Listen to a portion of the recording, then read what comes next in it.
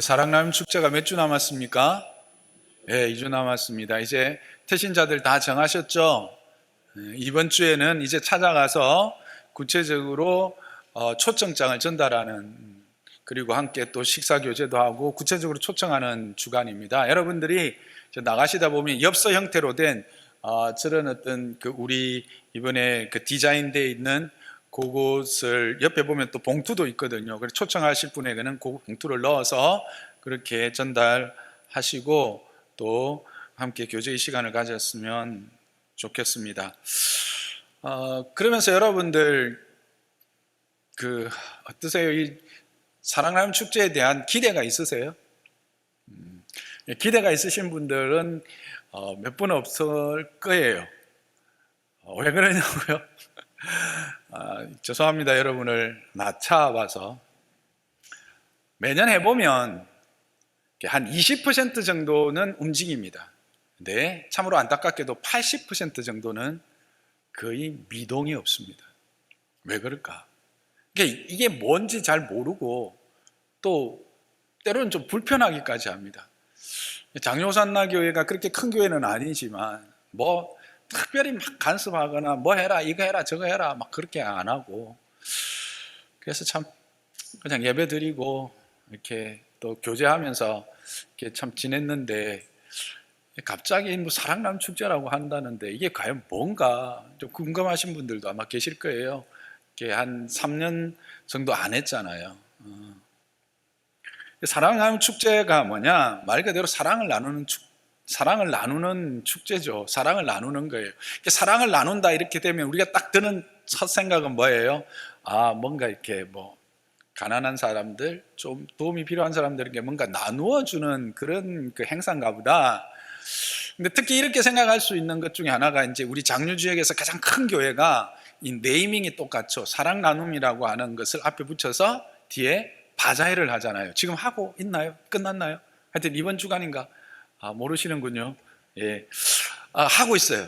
그래서 참 귀하게 섬기고 있거든요, 이 지역을. 이제 사랑 나눔이다 그렇게 하니까 우리도 뭔가 이렇게 바자회 같은 거는 아니지만 그렇게 하는 것이 아닌가 생각하실 수 있는데, 조금 다르죠.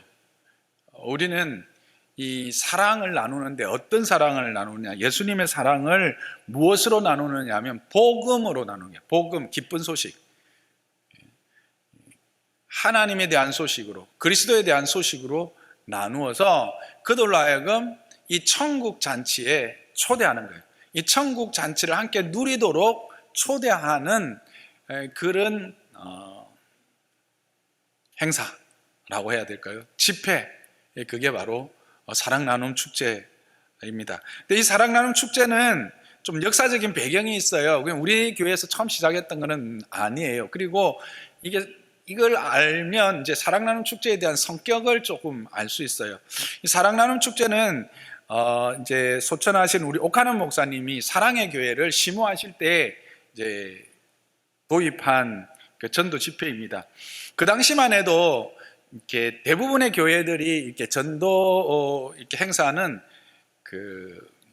총동원 전도주일이라고 하는 것을 했었죠.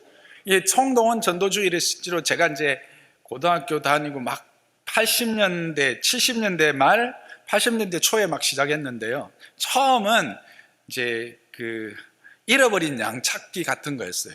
그래서 우리 교회에 제적되어져 있는 모든 성도들을 한번 총동원해보자.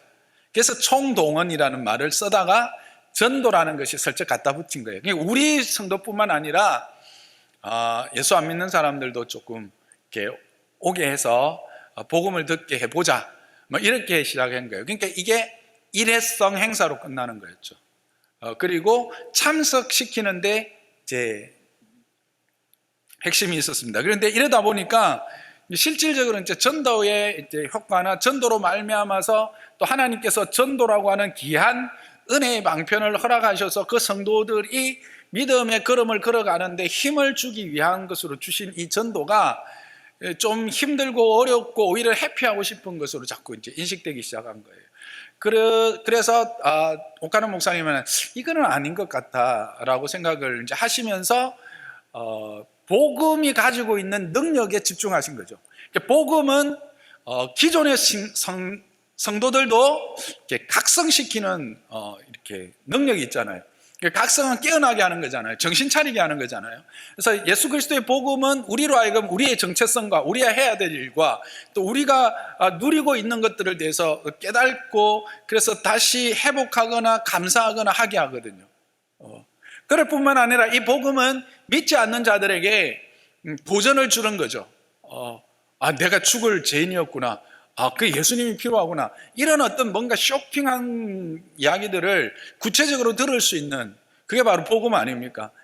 그래서 이거를 복음을 구체적으로 좀 전해야 되겠다. 그런데 우리 성도들이 들을 뿐만 아니라 예수 안 믿는 사람들도 와서 듣게 하자. 그래서 이름이 대각성이라고 하는 걸 붙여서 집회라고 합니다. 그래서 대각성 집회라고 하는 것이 80년대 초에 이제 오카노 목사님에 의해서 사랑의 교회에 처음 이제 접목되기 시작했죠. 그렇게 해서 보통 이제 월요일부터 시작해서 수요일까지 3일 동안 6번에 걸쳐서 복음이 구체적인 선명한 십자가의 복음이 전거됩니다. 그럴 때 이제 성도들이 그 복음의 메시지를 통해서 각성하고 또 자기가 은혜 받으니까 예수 안 믿는 사람 초청해서 함께 회심하는 그런 역사들이 이제 나타나기 시작해서 그게 전도 집회의 어떤 하나의 그 새로운 패러다임으로 이렇게 도입되어서 많은 교회들이 이제 이걸 시작을 합니다. 그러던 중에 이제 최영준 목사님이 오카노 목사님 함께 함고 있다가 호산나 교회로 오시잖아요. 그래서 87년부터 호산나 교회도 동일한 시스템으로 하게 됩니다. 그런데 대각성 전도 집회 이렇게 하다 보니까 경상도 사람들 야 대각성 전도 집회 가자. 대각성? 니나 각성해라. 전도? 야 네가 내한테 전도 받아서 우리 주님 만나러 가자. 이러면서 여기서 주님은 어떤 주님인 줄 아시겠죠? 제가 좀 이 강대상에서 이렇게 해야 될 말인지 모르겠지만 어쨌든 뭐 그런 식으로 해서 이게 너무 조금 이 부담감을 주는 그런 네이밍이잖아요. 그래서 이걸 좀 순화시켜서 좀 잘 접근할 수 있는 그 타이틀이 없겠나. 그래서 만들어낸 게 사랑 나눔이라고 하는 거예요. 그래서 그때부터 사랑 나눔, 그럼 뭘 할 거냐? 축제라고 하자. 그때 제가 부교육자로 있었습니다. 하여튼 이렇게 부교육자들이 의견을 내고 막 이래가지고 사랑 나눔 축제라고 하는 것으로 이제 바뀌기 시작했죠. 2000년대 초입니다. 그래서 이제 그 이후에 사랑의 교회도 실질적으로 이름이 새생명 축제로 바뀌어요. 이제 그나마 호산나 교회가 사랑의 교회에 영향을 줘서 그렇게 이제 새생명 축제를 하고 그 다음부터 많은 교회들이 이제 이런 새생명 축제, 뭐 사랑 나눔 축제 이런 것들을 이제 도입해서 이제 전도 집회들을 가지기 시작합니다. 그래서 저도 뭐 거기에서 자랐고 부교육자 했고 했으니까 자연스럽게 또 호산나 교회에서 개척한 장로 호산나 교회니까 우리 교회도 언제부터 시작했을까요? 올해가 몇 해라고요? 12회예요. 3번 빼면 2번을 안 했으니까 14회죠. 올해가 만 14년째거든요. 2008년도부터 했어요, 저희들이. 2008년도 8월 달에 우리가 7월 달에 첫 예배 드리고 8월 12일 날 우리가 봉헌 예배 드렸는데 그해 10월 달에 2박 3일 동안 전도 집회를 했습니다. 제가 6번에 걸쳐서 복음 설교를 했습니다. 대단하죠? 깡이 있었습니다. 어쨌든 그렇게 이제 시작을 한 거죠. 그런데 이제 호산나 교회나 사랑의 교회는 성도 숫자가 많다가 보니까 낮 집회를 해도 많은 분들이 이제 참여를 하게 됐어요. 그런데 우리 교회는 그 당시 2008년도 같은 경우에는 뭐 기껏 해봐야 호산나 교회에서 오시는 분들까지 쳐도 예배가 한 50명 내외였습니다. 그러다 보니까 낮 집회에 오실 분들이 거의 없는 거죠. 그게 한 2, 3년 되니까 오히려 이게 활력이 떨어지는 거예요. 좀 뭔가 모여서 이렇게 욱적욱적하고 막 격려하고 이래 돼야 되는데 자리가 텅텅 비니까 오는 게 좀 민망하기 시작한 거예요. 그래서 안 되겠다. 어떻게 할 것인가?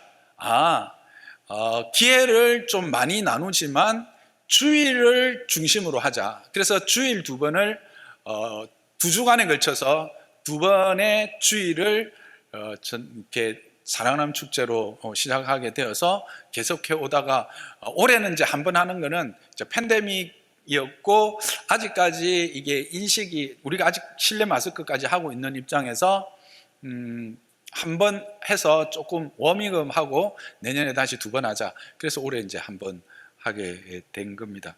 이게 그 이제 사랑 나눔 축제가 뭔지에 대한 이제 간단한 소개가 될 것 같습니다. 그러니까 일반 전도 집회와의 차이는 이제 복음 집회다라고 하는 것.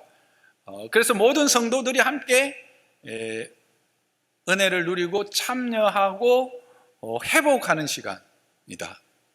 다양한 것들을 통해서 이제 회복을 하는 거죠. 여러분들이 좀 부담스럽긴 하지만 8주 전부터 시작하면 뭐 태신자 내라, 작정해라, 뭐 40일 연쇄 기도하자, 재직들은 뭐 20일 금식 기도해라, 20일이 아니고 20일 중에 한 끼라도 금식 기도해라, 기도 제목 내주면서 같이 기도하자, 소그룹 다락방 가도 기도해라, 막 이렇게 하니까 좀 이렇게 부담스러울 수 있는데 이 과정 하나하나가 실질적으로 우리의 믿음의 다양한 훈련들을 하는 겁니다. 기도 훈련, 전도 훈련과 같은 이런 훈련들을 통해서 우리의 믿음이 이제 더 고양되어지는, 이게 왜 우리에게 좋은 것인가 유익한 것인가는 우리 좀 이따가 말씀을 통해서 한번 살펴보도록 하고요. 먼저 할 질문은 뭐가 유익한데 보다도 제일 먼저 질문은 왜 하는가죠. 그죠? 그래도 부담된다는 거죠. 왜 하는지 잘 모르겠다. 뭐 그래서 했다고 하는데 그걸 먼저 한번 오늘 말씀을 통해서 확인해 보기를 원합니다. 첫째, 이게 왜 하는가? 35절에 보면 예수님께서 하신 사역이 잘 나타나 있어요. 자, 세 가지가 있습니다. 첫째는 뭐예요? 가르치시는 거예요. 해당해서 가르치셨다고 했어요. 두 번째는요, 천국 복음을 전파하신 거예요. 세 번째는요, 약한 것을 고치신 거예요. 병과 모든 약한 것을 고치시는 거예요. 그래서 가르치시고 복음을 전파하시고 고치시는 이 사역이 예수님의 사역이었어요. 실제로 예수님의 모든 사역을 딱 함축하면 이 세 가지입니다. 그래서 이 세 가지가 마태복음에 보면 4장 23절 오늘 본문 또한 11장 5절에 걸쳐서 세 번이나 반복하고 있어요. 중요하다는 거죠. 왜 중요할까? 이게 메시아 사역이기 때문에 그렇습니다. 그렇죠? 그가 메시아이심을 보여주는 분명한 증거, 그게 바로 이 사역들을 통해서 나타나고 있는 거죠. 그런데 예수님은 이 사역을 누구에게 개성했을까요? 교회입니다. 교회의 존재 이유가 뭐냐? 바로 이 예수님의 사역을 개성한 공동체. 그래서 이 교회가 가르치고 천국 복음을 전파하며 치료하는 이 일은 교회가 감당해야 될 하나라도 소홀히 할 수 없는 일들이죠. 그래서 우리 교회도 끊임없이 가르치죠. 네. 여러분들이 정말 이제는 어쩌면 이제 귀에 그냥 딱 때까리가 앉아서 안 들릴 수도 있는데 그래도 외칩니다. 배우라고. 그리고 계속해서 가르칩니다. 두 번째는 복음 전도입니다. 복음 전파에는 두 가지가 있습니다. 하나는 바울이 디모데에게 너는 때를 얻든지 못 얻든지 복음을 전파하라 했을 때 이 복음은 실질적으로 나가서 믿지 않는 자들에게 복음을 전하라는 것보다 디모데인 목사가 된 디모데로 말미암아 강단에서 복음을 전파하라는 겁니다. 때를 얻든지 못 얻든지. 그래서 저도 때를 얻든지 못 얻든지 본문이 나올 때 조금만 하면 복음, 그리스도, 십자가 이야기를 제가 자주 하죠. 그게 복음이 전파되는 거예요. 그리고 동시에 또 뭐예요? 세상에 대해서 선포하는 거예요. 세상을 함께. 이게 이제 교회가 감당해야 되는 겁니다. 그래서 장로우산나 교회는 이 일이 하나님의 사역을 개성하는 일이기 때문에 이 일을 지금 하고 있는 거예요. 그래서 이 사역을 또 왜 우리가 감당해야 되느냐? 예수님의 이 사역 중에 복음을 전파하고 그 다음에 뭐예요? 치유하는 사역이 있죠. 이 사역의 실제적인 헌신이 되기 때문에 그렇습니다. 36절을 보면 예수님의 무리를 보시고 불쌍히 여기셔서 여기십니다. 왜냐하면 그들이 목자가 없어서 어떻게 해요? 고생하고 기진하는 모습을 기진하고 있었기 때문입니다. 여기서 고생하다라는 뜻은 우리가 일반적으로 생각하는 그냥 힘들고 어려워서 부족해서 그렇게 힘들어하는 상태, 그것을 이야기하는 정도가 아닙니다. 여기서 고생하다라는 말은 원어적인 의미는 껍데기가 벗겨진이란 뜻이요, 강탈당하고 완전히 탈진하여 지쳐있는 그런 상태를 고생하고 있다고 표현하고 있습니다. 기진하다라는 것은 그냥 기력이 다하여서 내던져진 상태를 이야기를 하는 것 아니고요.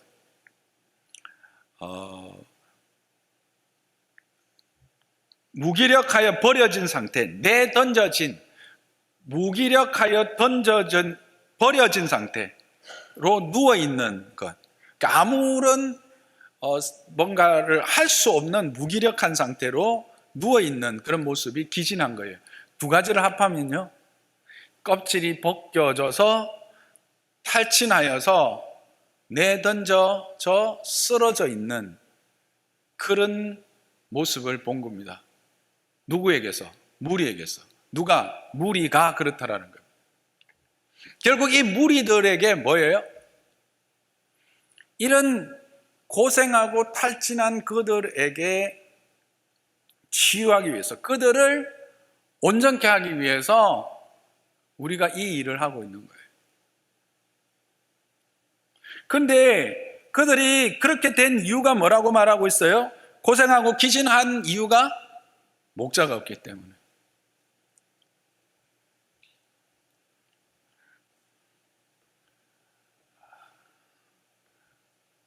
그래서 목자가 없음으로 말미암아 양들이 이리와 짐승들에 의해서 껍질이 벗겨지고 그렇게 탈진한 상태로 내던져져서 무기력하고 쓰러져 있는 것들을 회복시키기 위해서 목자에게 이 양들을 인도해서 그들을 회복시키기 위해서 이 일들을 하게 하신 것입니다. 그러면 양들은 유익이 있는데, 목자 없는 양들은 이익이 있는데, 그러면 우리는 별로 유익이 없겠네요. 나는 일단 내 주머니가 좀 불러야 사람들이 그렇잖아요. 제가 제 생각만 하나요? 제가 그렇다는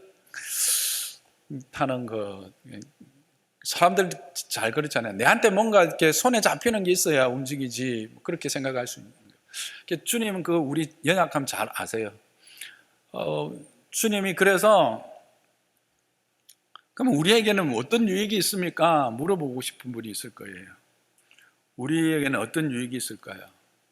여러분, 주님의 사역에 동참한다라는 것은 뭘까요? 주님의 사역의 동력자가 된다라는 겁니다. 주님의 일에 동력자가 된다는 것은 주님의 영광을 함께 누린다라고 하는 사실입니다.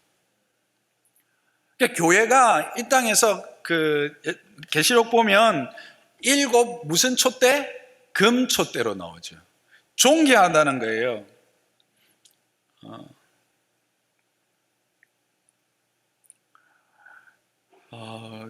영광스러운 존재라는 거죠. 존귀하고.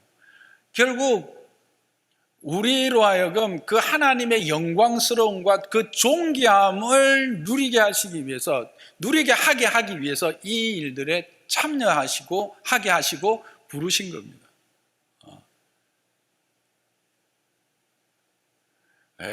그거 가지고는 뭐 별로 동기부여가 안 되는데요.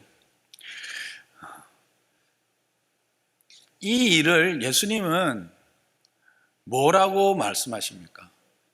이 일에 참여하는 것을 예수님은 뭐라고 지금 비유로 말씀하십니까? 추수로 비유하고 있습니다. 추수는 뭐가 전제가 됐죠? 이미 씨가 뿌려졌고 자라서 열매가 맺어진 겁니다. 고생 끝! 그 다음에 뭐예요? 추수의 기쁨. 와, 여러분 추수 기쁨 아세요? 농부가 아니신 분들은 잘 모를 건데요, 농부가 아니라도 텃밭만 갖고 봐도 알아요. 저도 어릴 때는 좀 농사를 같이 이제 참여했는데 우리 집사람은 그런 경험이 전혀 없거든요. 그래서 이제 처음에 여기 예배당 지어졌을 때 주변에 완전 그냥 맨 땅들이었어요. 그래서 우리 막 개간해가지고 고구마도 심고 감자도 심고 막 그랬거든요. 집사람이 언제 제일 좋아할까요? 가서 고구마 캘 때 막 하니까 뭐 고구마가 쑥쑥 나오거든. 고구마 진짜 좋아하거든요. 와 하면서 신기하다 막 이런 말 했어요. 나는 고구마만 캐라 하면 난 농사 지으러 가겠다 이렇게 하더라고요. 그만큼 추수는 기쁨이 있어요. 뭘 이야기하는 걸까요? 우리에게 이 일에 참여하고 이 일에 우리를 불러 동력하게 하신 것은 우리로 하여금 기쁨을 누리게 하기 위함입니다.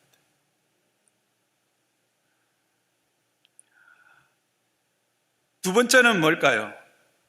여러분, 추수하면 창고가 어떻게 됩니까? 창고가 차지요. 넉넉해지고요. 충만하게 되는 겁니다. 그렇죠?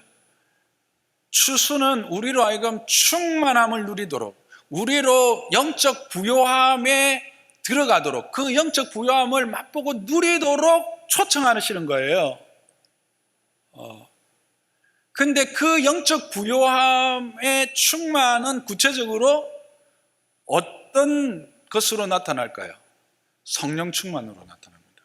그래서 전도자는 기뻐하고 성령이 충만합니다. 사도행전에 보면 그런 것들이 많이 나오는데 특별히 사도행전 13장 51절에서 52절이 그것들을 분명히 우리에게 증언해 주고 있습니다. 함께 보겠습니다.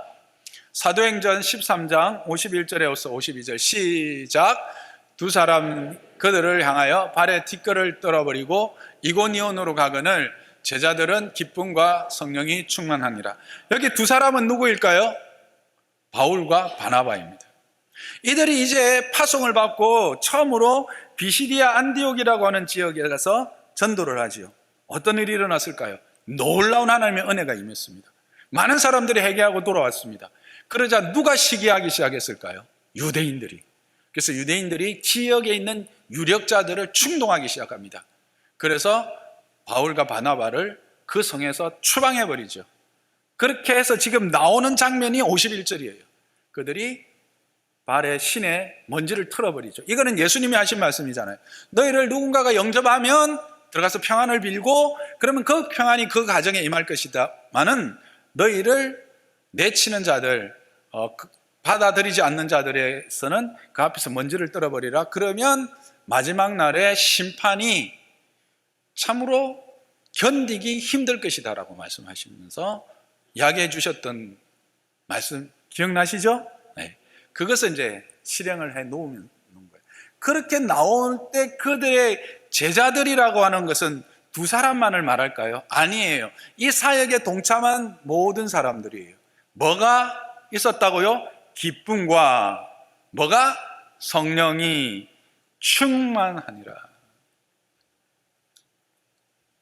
여러분, 이것은 우리의 믿음의 부요함을 말하는 거예요. 우리가 이 땅에 육신적으로 살아가려고 해도 뭐가 있어야 돼요? 에너지가 있어야 되잖아요. 에너지는 먹는 것, 입는 것 이런 것들 충분하게 되잖아요. 기쁨 이런 것들이잖아요. 그죠? 우리가 땅에 육신을 살아도 이게 필요해요. 근데 영도 동일하다는 거예요. 영도 기쁨이 있어야 돼요. 여러분, 기쁜 일을 다시 하고 싶어요? 하면 한 번 하고 그만두고 싶어요? 다시 하고 싶죠. 왜? 그 기쁨이 내게 너무 큰 힘이 되기 때문에. 그리고 그 결과로 내 창고가 찬다니까요. 뭐가? 내 영적 창고가 에너지가 되는 거예요.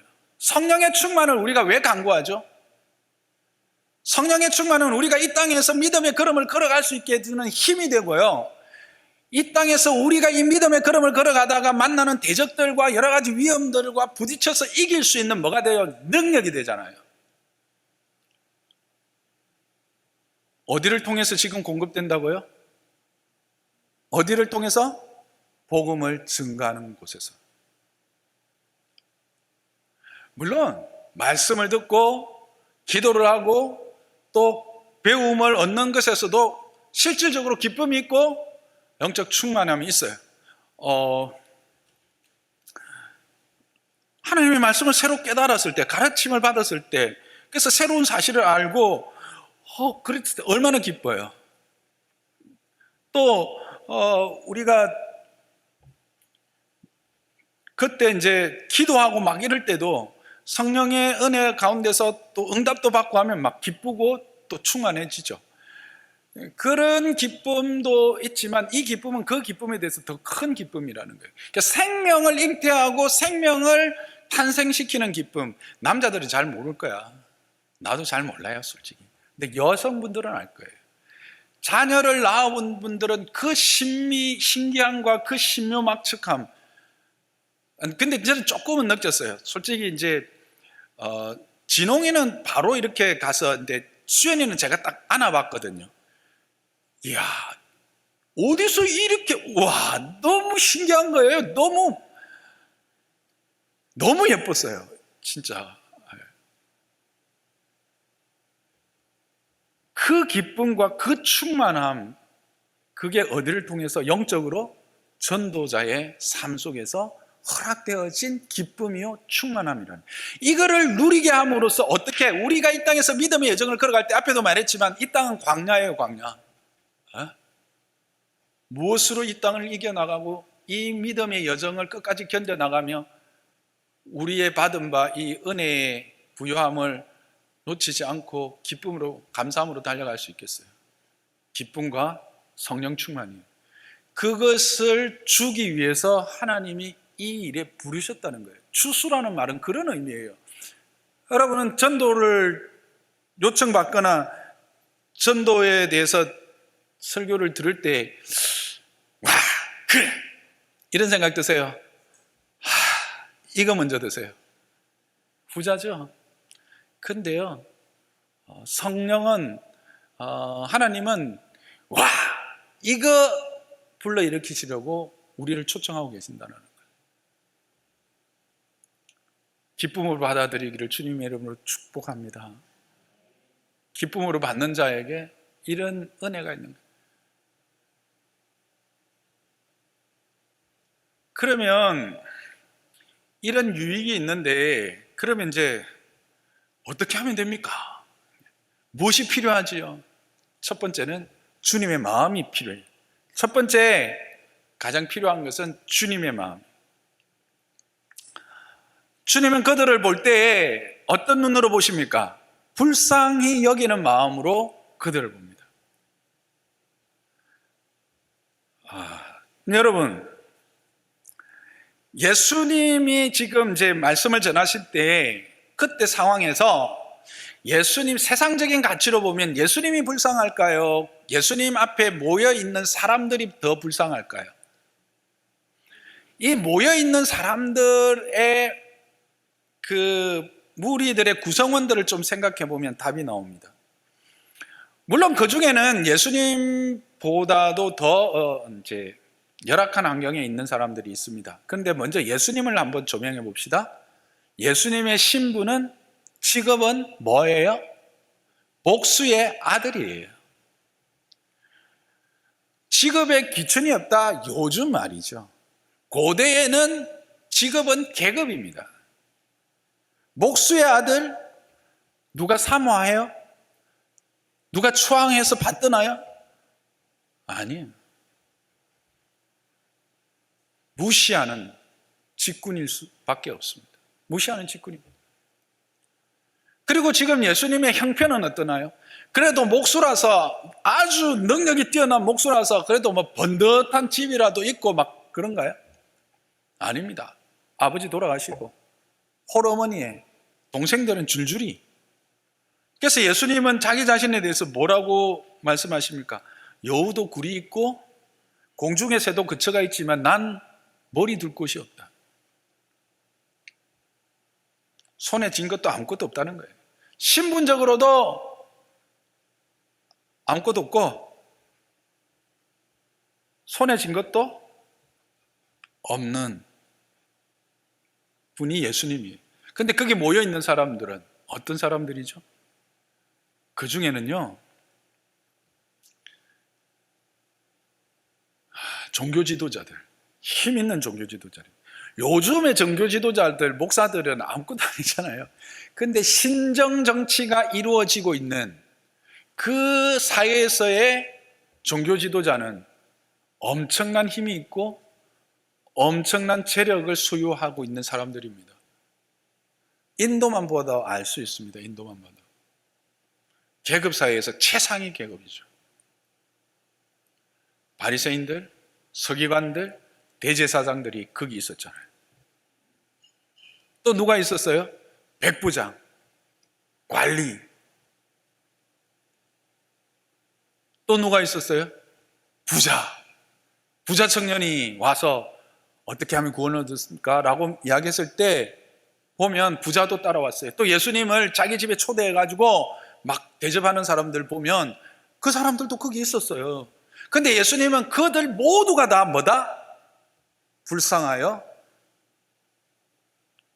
고생하고 기진한 자들로 보신 거예요.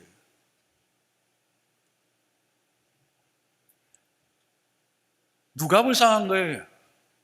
세상적 시각으로 보면 예수님 불쌍하지. 근데 예수님은 뭘로 보신 거예요? 영적 시선으로, 영의 눈으로 본 거예요. 우리에게 이런 하나님의 추수의 부요함과 기쁨, 충만함을 함께 하나님의 허락하신 것을 누리기 위해서 우리에게 필요한 것이 첫째 뭐다? 주님의 마음. 주님의 시선으로 세상을 보고 가지는 주님의 마음이 필요한 거예요. 여러분들이 그 마음을 가지기를, 그 시선을 가지기를 주님의 이름으로 축복합니다. 우리에게 이게 필요해요. 이거 없으면 이 추수의 기쁨에 참여하고 싶지만 죄송하지만 참여가 잘 안 돼요. 그렇잖아요, 여러분. 나보다 조금 좀 직급도 낮고 물질도 좀 작고 이런 사람한테 야, 나 따라 교회 갈래? 예수 믿어볼래? 이렇게 하기 쉽습니까? 아니면 나보다 직급도 높고 가진 것도 많이 있고 힘도 있는 사람 저하고 같이 한번 가보실래요? 이게 쉽습니까? 딱 태도에서 차이 나잖아요. 여러분 그렇게 안 하시죠? 네. 근데 이제 딱 태도에서 차이 나는 거예요. 근데 그렇게 해서는 진정 이 기쁨을 누리지 못한다고요. 어떤 시선이 필요하다? 모든 하나님 없는, 그리스도 없는 양, 목자 없는 양은 불쌍한 존재들이다. 그들은 고생하며 기진한다 라고 하는 사실, 이 주님의 시선, 이 마음, 이게 필요합니다. 여러분, 이거를 위해서 우리가 기도해야 합니다. 여러분의 이 마음이 있기를 주님의 이름으로 축복합니다. 여러분의 시선이 주님의 시선으로 바뀌어지기를 주님의 이름으로 축복합니다. 실제로 그렇잖아요. 그들은 뭐예요? 목자가 없는 거예요. 우리가 지난주에 이야기했잖아요. 모두가 다 내가 주인이잖아요. 그럼 자기가 목자라는 이야기잖아. 그 말은 뭐예요? 목자가 없다라는 이야기하고 똑같아요. 지난주일날 우리 길이 수없이 많으면 거기가 오히려 어디다? 광야다.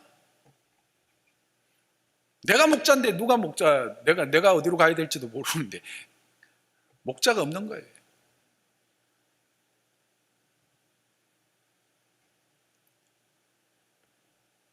여러분에게 이 시선이 있기를 주님의 이름으로 축복합니다. 그럼 우리는 어떻게 해야 될까요? 당연히 그 목자에게로 인도해야 되겠죠. 목자에게로 인도하면 되는 겁니다. 근데 목자가 누구예요? 예수 그리스도죠. 왜 예수 그리스도가 목자가 되십니까? 우리는 그냥 예수님은 선한 목자다 이렇게 하는데 왜 목자가 되십니까? 요한복음 10장 11절과 10장 14절이 잘 말해주고 있어요. 나는 선한 목자라. 선한 목자는 양들을 위하여 뭘? 목숨을 버린다라는 거예요. 14절에는 나는 선한 목자라. 나는 내 양을 알고 양도 나를 안다라는 거예요. 안다라는 것은 관계를 가졌다는 거예요. 관계를 가지고 깊은 교제의 관계에 있는 거예요. 그래서 그의 필요를 알고 그의 필요를 채우고 그의 생명을 지켜내는 능력이 있는 자, 그게 바로 선한 목자라는 거예요. 예수님은 이 두 가지를 동시에 다 가지고 있어요. 이 땅에 누가 우리를 진정 필요를 채우고 우리를 참 생명으로 인도할 수 있습니까? 우리를 죽음에서부터 보호할 수 있습니까? 예수 그리스도밖에 없습니다. 그리고 이 일을 위해서 우리를 위하여 죽으신 분이 누구입니까? 죽으신 이가 누구입니까? 예수님밖에 없어요. 그래서 예수님만이 오직 유일한 길이 되고 진리가 되고 생명이 되는 겁니다. 이만희가 될 수 없고요, 장길자가 될 수 없고요, 또 시시껄렁한 스스로가 목자라고 말하는, 벌써 이 땅을 떠났지만 박태선님도 될 수가 없고요, 저도 될 수가 없고요. 오직 예수 그리스도, 그분에게 인도하는 것.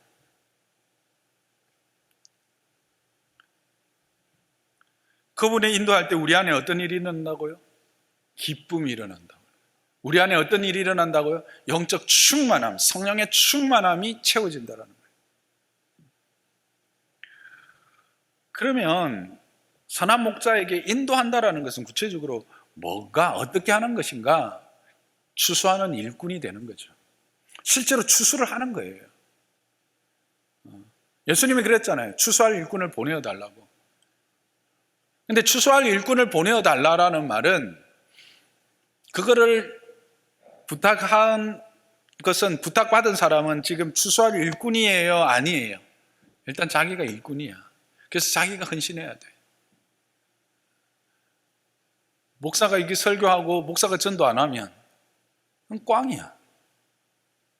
목사도 전도해야 돼. 그래서 내가 추수하는 일꾼이 되는 거예요. 이 추수 일꾼 하니까 이게 자꾸 이 신천지 이것들이 생각나서 이게 써야 될까 말까 나도 막 고민했지만, 그렇다고 해서 성경이 말하는 바고 그 좋은 거를 왜 뺏겨요? 우리 교회가 다락방이라고 하는 이 그 소그룹 명칭도 계속 쓰는 게 솔직히 그런 고집입니다. 그죠? 유광수 다락방과 우리는 다른 거잖아요. 원래 우리 다락방이 있는 걸 유광수 씨가 뒤에 와가지고 빼앗아간 게 아니라 자기가 이렇게 카피해가지고 쓰고 있는 거거든요. 유광수 씨가 그렇게 헷가닥 되기 전에 호산나 교회 하단에 있는 호산나 교회 와가지고 호산나 교회의 시스템이 너무 좋아서 그 소그룹 이름을 자기가 갖고 간 게 그게 다락방이에요. 그것도 역사적인 배경이 있어요. 모든 것은 역사적인 배경을 알면 선명해집니다. 옆으로 조금 갔는데 어쨌든 우리가 추수하는 일꾼이 되는 거예요. 내가 나가야 돼요. 내가 나가야 돼요. 여러분, 주님의 마음을 가지고 나가는 자 되기를 주님의 이름으로 부탁합니다. 그럴 때 여러분의 삶이 기쁨이 있을 겁니다. 여러분의 영이 기뻐하고 여러분의 영이 성령으로 충만해야 될 줄 믿습니다. 두 번째는 뭐 해야 될까요? 기도하는 겁니다. 내가 직접 뛰기도 하지만 함께 기도하는 거예요. 뭘 기도해야 될까요? 주님 마음 달라고 당연히 기도해야 되겠죠. 그 다음에 일꾼을 보내달라고 기도하라고 분명히 말씀하셨어요. 이 일꾼을 보내달라는 게 뭘까? 다른 교회에서 열심히 신앙생활하고 전도 잘하는 좋은 일꾼 우리 교회에 보내달라고 기도하는 걸까? 아니요. 그는 악한 생각이에요. 모든 교회가 하나님 앞에서 아름답게 쓰여져야 돼요. 앞에서 제가 이런 전도에 대한 집회가 있거나 전도에 대한 행사가 있을 때 몇 퍼센트만 움직인다? 20%만 움직인다. 2대8 효과예요. 80%가 방관자가 되거나 구경꾼으로 남아있는 거예요. 그 80%가 함께 일어나서 참여할 수 있도록 동력자가 되도록 기도하는 것. 그게 첫 번째 일꾼을 보내달라는 기도의 내용이에요.